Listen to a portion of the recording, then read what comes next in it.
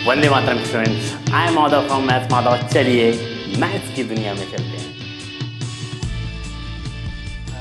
Students, आज का जो हमारा टॉपिक है वो आपके पेयर ऑफ लीनियर इक्वेशन से रिलेटेड है, वर्ड्स प्रॉब्लम से ही।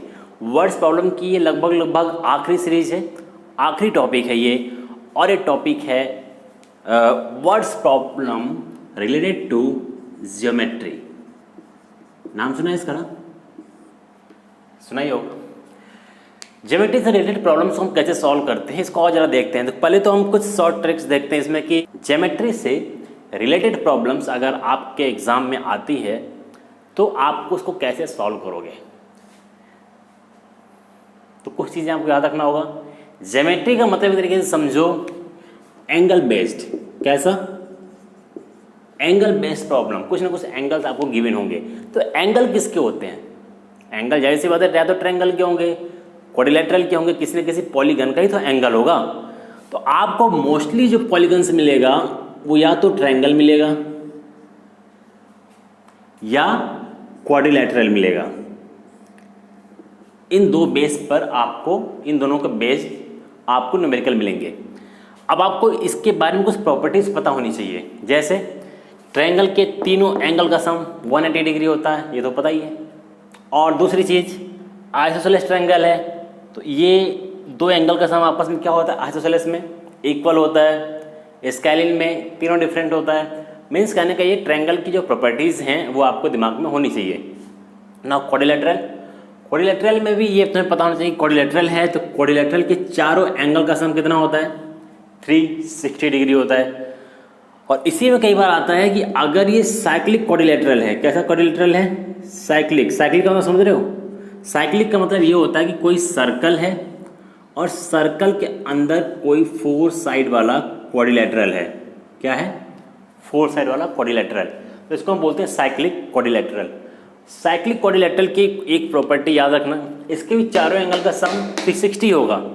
बट इसकी एक प्रॉपर्टी और है, साइक्लिक मतलब सर्कल के अंदर कैसा भी 4 साइड वाला एक शेप डिजाइन बना हो तो उसके आमने सामने जो अपोजिट साइड्स होते हैं, मान लो ये ए बी सी डी है ये, तो एंगल ए और एंगल सी, इन दोनों एंगल का सम हमेशा कितना होगा? 180 डिग्री। इधर भी डी और बी का सम कितना होगा? 180 डिग्री। मीन्स कि साइक्लिक क्वाड्रिलेटरल में अपोजिट एंगल का जो सम होता है वो 180 डिग्री होता है। इतना आपको याद रहेगा। चलो अब हम इसी बेस पे कुछ न्यूमेरिकल्स भी लेंगे अभी, और कुछ चीज़ें और। आपने सुना होगा supplementary angle and complementary angle. Supplementary angle क्या होता है? कोई भी दो एंगल का सम, कोई भी दो एंगल का सम कितना होना चाहिए? 180 डिग्री। तो ऐसे एंगल्स को हम क्या बोलेंगे? ऐसे एंगल्स को हम बोलेंगे सप्लीमेंट्री एंगल।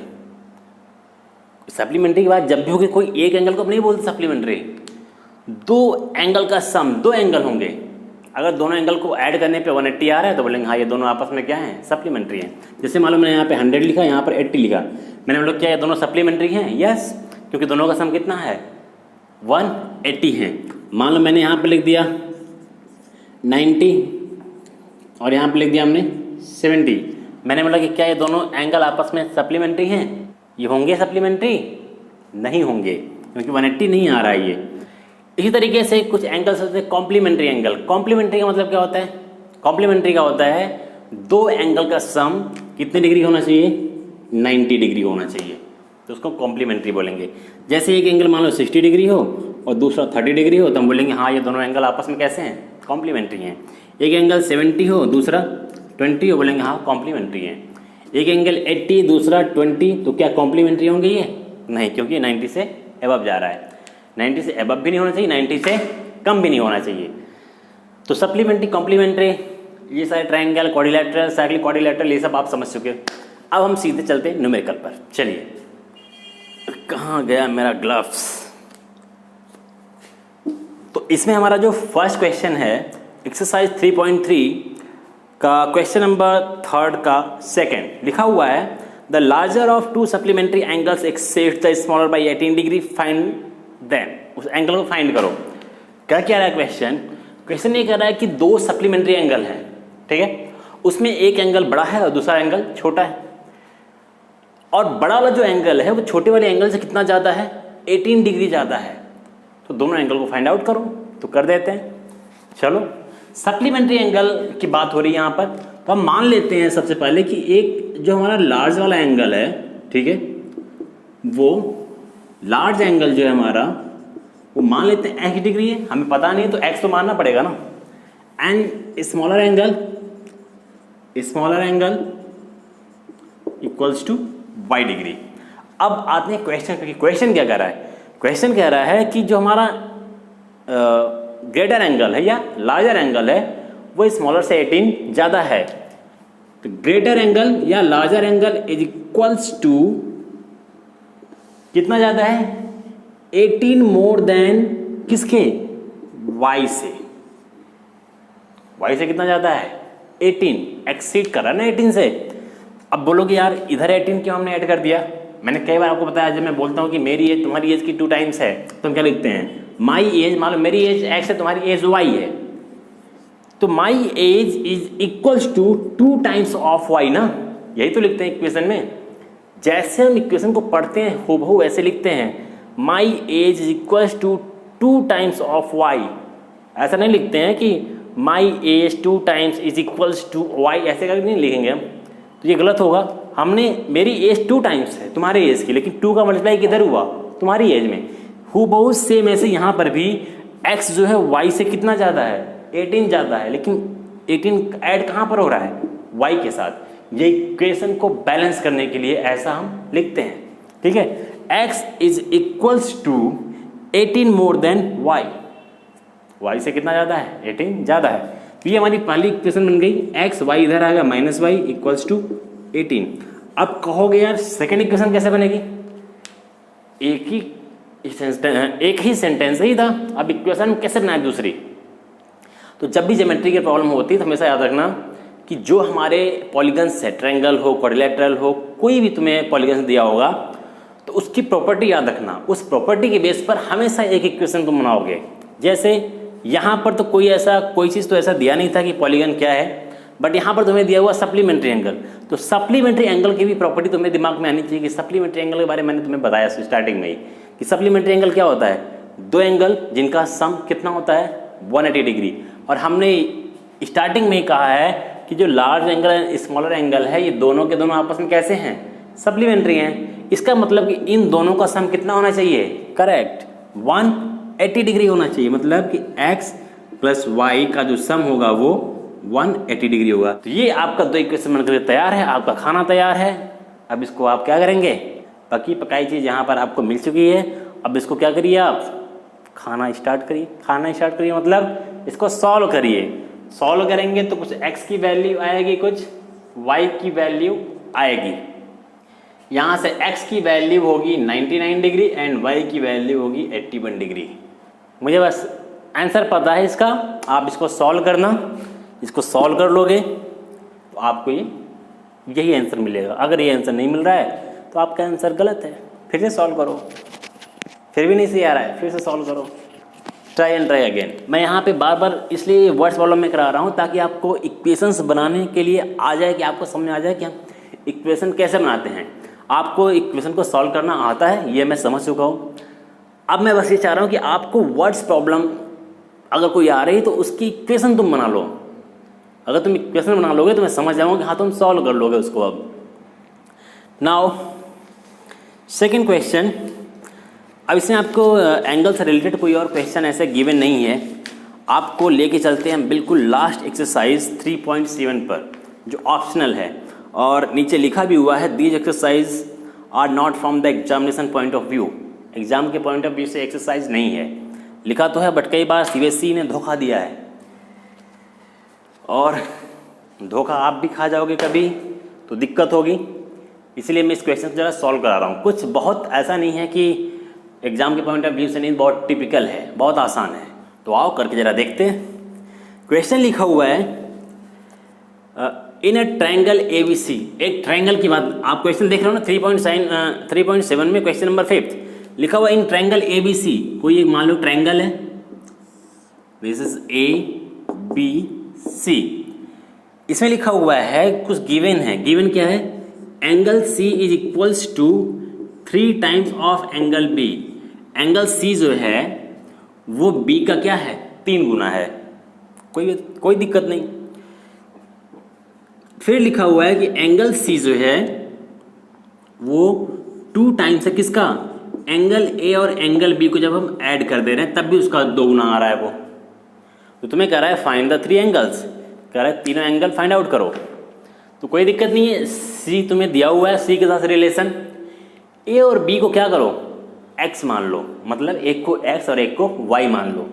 मान लो कि हमने एंगल ए को एक्स मान लिया और एंगल बी को वाई डिग्री मान लिया, कि एंगल ए एक्स डिग्री है, एंगल बी वाई डिग्री है। हम इसको भी लेके चल सकते हैं, बी ए बी ये सब भी लेके चल सकते हैं, लेकिन इतना अभी कन्फ्यूजन सा हो जाएगा तुम्हें। तो हमने ए बी यहाँ पे सपोज कर लिया। अब देखो यहाँ पर पहला रिलेशन देखते हैं। यहाँ पर जब यहाँ पर देखो लिखा कि angle C equal to 3b, तो यहाँ से जब देखोगे इसको फिर से लिखना तो क्या लिख सकते हो, इसको अभी ऐसे बॉक्स में कर दो, angle C is equals to 3 angle B equals to क्या है, y, मतलब कि एंगल सी की जगह हम क्या लिख सकते हैं, 3y लिख सकते हैं। ये हो गया। अब सीधे डायरेक्टली आ जाओ इस पर जरा आओ, सेकंड इक्वेशन जो हमने लिखा है, आपके बुक में ही लिखा हुआ है, ये हमने नहीं लिखा है। Angle C is equals to 2 angle A plus angle B, यही लिखा हुआ है। कुछ नहीं करना है, बस सारे की वैल्यू यहाँ पे पुट कर दो। एंगल सी कितना है, एंगल सी 3y, तो 3y इक्वल्स टू 2, एंगल ए कितना है x, एंगल बी कितना है y, 3y इक्वल्स टू 2 का x में कर दो मल्टीप्लाई, 2x प्लस 2y, इन सबको इधर ट्रांसफर करो तो 3y minus 2y minus 2x equals to, इधर कुछ नहीं बचा, जीरो, सबको हमने उधर ट्रांसफर कर दिया। 3y से 2y जाएगा तो केवल y बचेगा, माइनस 2x इक्वल्स टू 0। ये आपका बन गया एक इक्वेशन बन गया। इसको ऐसे भी लिख सकते हो, माइनस 2x इधर लिख लो प्लस y इधर लिख दो इक्वल्स टू 0। मैं इसे लिख रहा हूँ क्योंकि पहले हम x लिखने की हमारी आदत पड़ चुकी है कि पहले हम x लिखते हैं, फिर y लिखते हैं, उसके बाद कोई नंबर लिखते हैं, तो आदत छूटने ना पाए। इसको भी लिख सकते हो, इसमें कोई प्रॉब्लम नहीं है। आप दूसरा इक्वेशन भी बनाना तो y पहले रखना, x को बाद में रखना, ऐसे भी सॉल्व कर सकते हो। इतनी बात क्लियर होगी। फिर वही प्रॉब्लम आ रही है, सेकंड इक्वेशन कैसे बनाएं। अब हम सेकंड इक्वेशन ही नहीं है। सेकंड इक्वेशन हमेशा रखना, जब भी इस तरह ज्योमेट्री का कोई भी प्रॉब्लम होगा तो कहीं ना कहीं इसको खुद से तुम्हें खोजना पड़ेगा। जैसे फर्स्ट इक्वेशन हमने क्या किया था, हमने दिमाग क्या लगाया, सप्लीमेंट्री एंगल का सम 180 होता है, वहाँ से तुरंत हमने इक्वेशन बना दिया। यहाँ पर सीधे दिया हुआ कि एक ट्रायंगल है, 2 एंगल पता चल चुके हैं हमें, तीसरा भी एंगल पता है हमें, मतलब कि वेरिएबल के फॉर्म में पता है।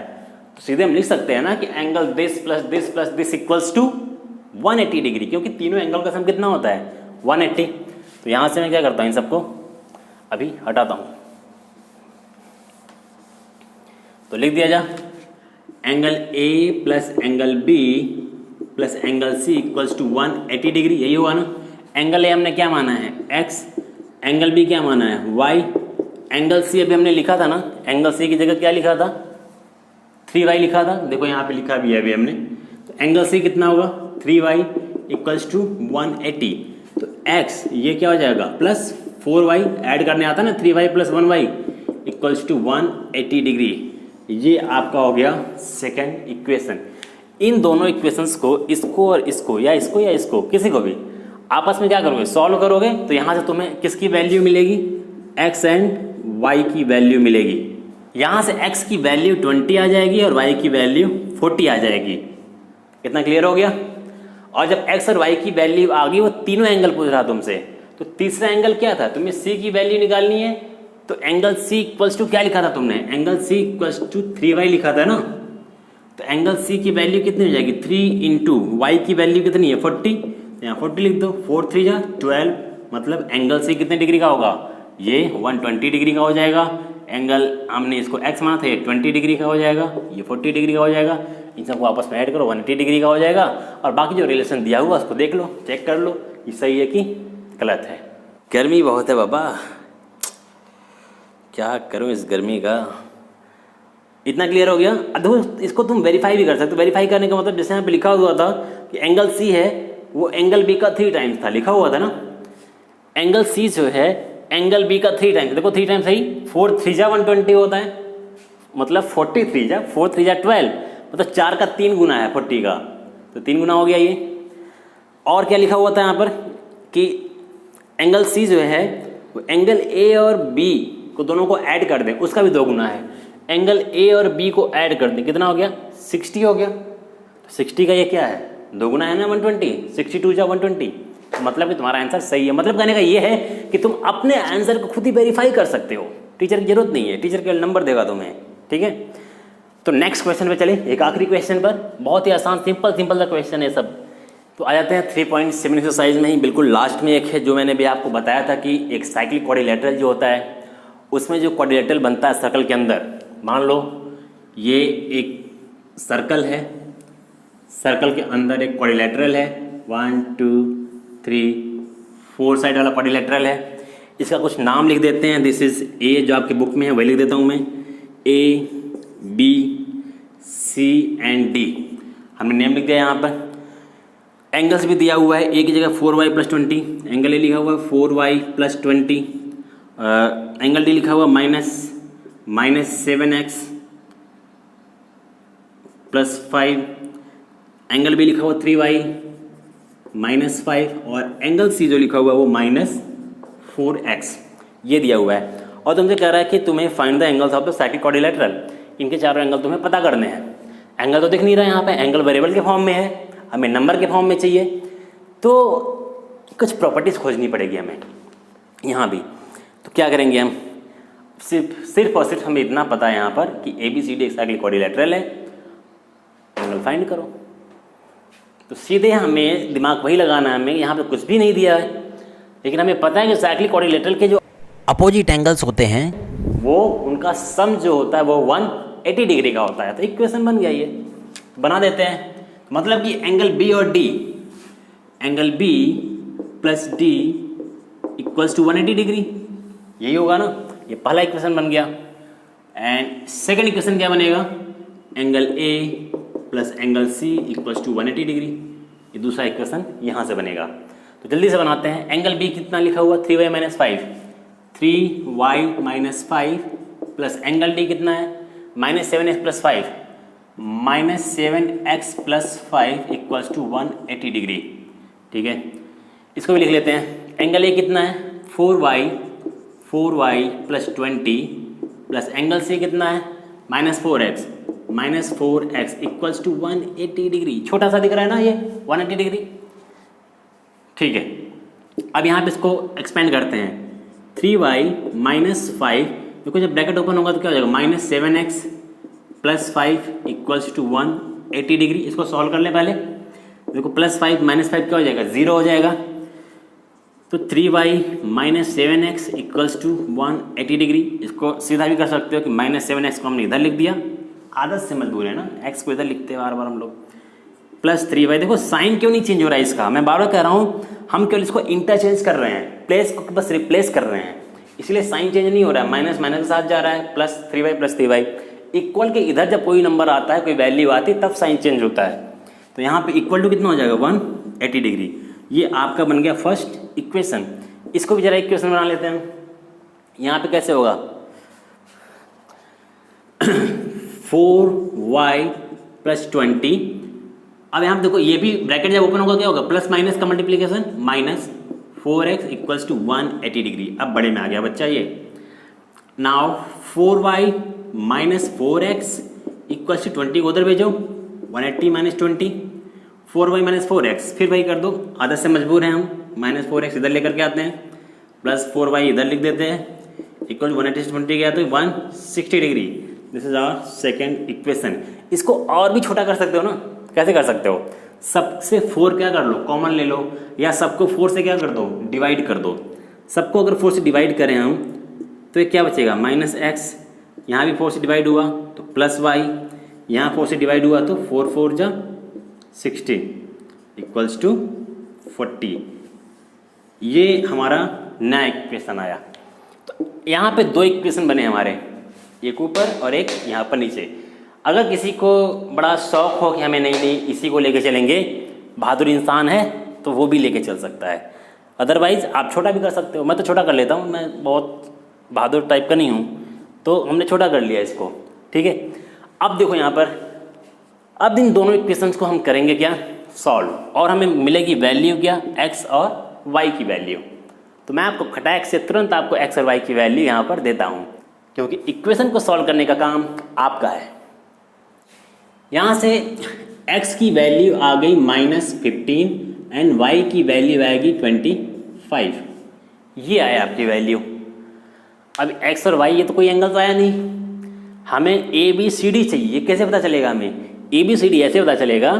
अब इस x और y की वैल्यू क्या करो, यहाँ पर जहाँ जहाँ x y दिख रहा है वहाँ पुट करो। तो सबसे पहले एंगल A देखते हैं जरा। एंगल A = लिखा हुआ है 4y + 20, ये लिखा हुआ है ना।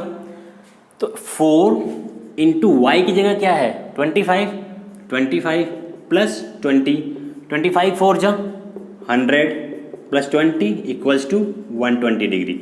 मतलब कि हमारा एंगल A जो होगा वो 120 डिग्री होगा। यहाँ पे हम लिख देते हैं सीधे, अब दिस इज 120 डिग्री। पहला एंगल आ गया। इरेज कर दूँ इसको, इरेज कर दे रहा हूँ, यहाँ भी सारे एंगल लिख देंगे हम। नाउ एंगल B को देख लेते हैं जरा। एंगल B = क्या लिखा हुआ, 3y - 5, देन 3 × y की वैल्यू कितनी है 25 - 5, 25 3 जा 75 - 5 = 70। तो ये कितने डिग्री का एंगल हो गया, this is angle B is 70 degree. Reverse कर दे, ये तो तुम कर ही लोगे लेकिन मैं कर दे रहा हूँ। -4x, एंगल C की बात हो रही है, ठीक है। एंगल C -4x - 4 × x की वैल्यू कितनी है, x इज -15, 15 4 जा 60, तो ये 60 डिग्री हो गया। मतलब एंगल C हमारा हो गया 60 degree. Now angle D, angle D में क्या लिखा हुआ, -7x, एंगल D निकाल रहे हैं हम, -7x + 5, तो -7 × x की वैल्यू कितनी है -15 + 5, तो 15 7 जा 105 + 5, देखो माइनस माइनस भी मल्टीप्लाई होगा तो प्लस हो जाएगा। तो 105 + 105 सॉरी 105 + 5 = 110 डिग्री। मतलब ये वाला एंगल जो हो गया वो हो गया 110 डिग्री। अब खुद ही देख सकते हो, तुम वेरीफाई कर सकते हो तुम्हारा आंसर सही है या गलत है। मैंने बोला था साइक्लिक क्वाड्रिलेटरल के आमने सामने की साइड 180 डिग्री के होते हैं, मतलब उनका सम। तो 120 और 60 180, 110 एंड 70 180, और चारों एंगल का सम कितना होगा 360 डिग्री। ऐड कर लो 100 100 70 60 = 360 हो जाएगा। मतलब कैसे हो जाएगा, ऐसे हो जाएगा 70 दिस इज 20, देखो ऐड करने का तरीका होता है, दिस इज 100 100 200, यहाँ पर 20 बचा, इसका 10 बचा ना, तो 30 और 70 फिर 100, मतलब टोटल 300, और यहाँ पर 60 360। सब्जी वालों की तरह ऐड किया करो, ठीक है। सब्जी वाले भी हमसे बहुत तेज ऐड करते हैं चीज़ों को। तो आपका ये ज्योमेट्री का पोर्शन, ज्योमेट्री का जो वर्ड प्रॉब्लम है, इतने प्रॉब्लम्स है आपकी बुक में। आपके आर.एस. अग्रवाल में भी इसी से रिलेटेड घुमा फिरा करके ऐसे ही क्वेश्चंस आपको मिलेंगे। तो आप आर.एस. अग्रवाल से भी जा करके जितने क्वेश्चंस आपने सॉल्व नहीं किए आर.एस. अग्रवाल में, उसको जाकर सॉल्व करो। बस आपकी वैल्यूज चेंज होगी, बस डिग्री चेंज होंगे, बाकी क्वेश्चन का फॉर्मेट सेम ऐसे ही है। तो आप जाकर जरूर उस क्वेश्चन को सॉल्व कर लो, ताकि आपका ज्योमेट्री बेस्ड जितने भी वर्ड्स प्रॉब्लम है उसका कंसेप्ट क्लियर हो जाए। Thank you. तो चलें फिर, तो थैंक यू, चलते हैं, फिर मिलते हैं आपके साथ कोई और प्रॉब्लम के साथ, क्योंकि हमारी मुलाकात होती है सिर्फ और सिर्फ प्रॉब्लम के साथ। चलें फिर, बाय। कोई भी दिक्कत हो, कोई प्रॉब्लम हो इस क्वेश्चन में तो ज़रूर से ज़रूर बताना। शर्माया मत करो, शर्माते हैं कुछ बच्चे बताने में, कमेंट करते हैं फिर डिलीट कर देते हैं, उनको लगता है कि कहीं बेइज्जती सा ना हो जाए। तो अगर आपको ऐसा लग रहा है कि आपके कमेंट को पढ़ के कोई ये सोच लेगा कि यार इसको तो इतनी छोटी चीज़ नहीं आती है, तो आप व्हाट्सएप कर दो ना मेरे नंबर पर, व्हाट्सएप करके आप पूछो, लेकिन पूछो, शर्माओ मत। शर्माओगे तो फिर शर्माते ही रहोगे। चलें फिर, चलते हैं, बाय बाय, गुड बाय।